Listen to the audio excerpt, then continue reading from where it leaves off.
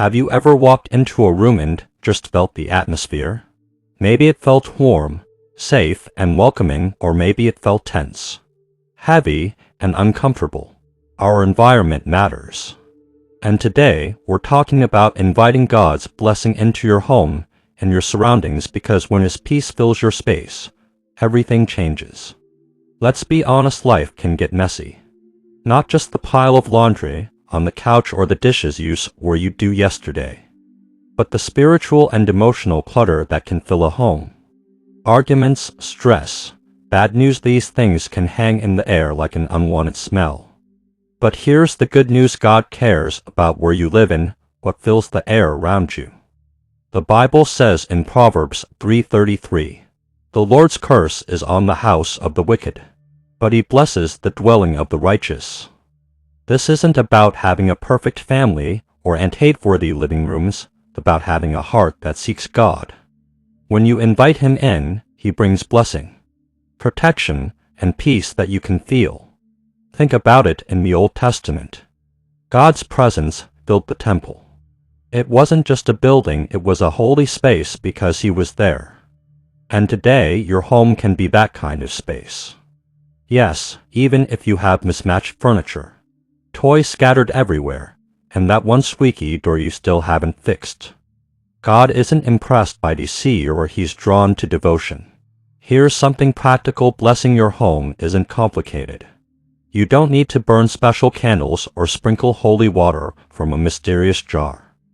You can simply walk through your home, room by room, and pray. Pray over your bedroom for rest and restoration.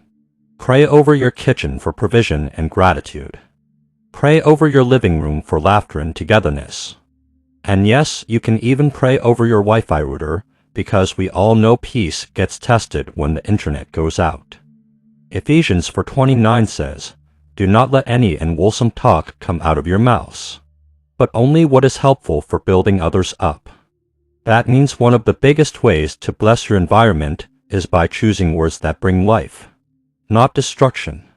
The tone you set with your speech is like the thermostat for your home's atmosphere, can either warm hearts or freeze them out. I remember visiting a friend's house where the moment you stepped inside, you felt lighter.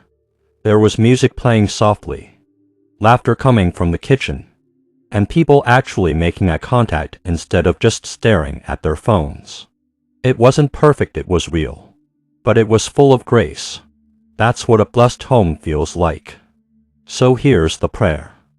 Dear God, bless my home and my environment with your peace and positivity. May every corner of this space be filled with love, safety, and joy. Drive out anything that's not from you: worry, anger, fear, and replace it with faith, patience, and kindness. Let everyone who walks through these doors feel your presence.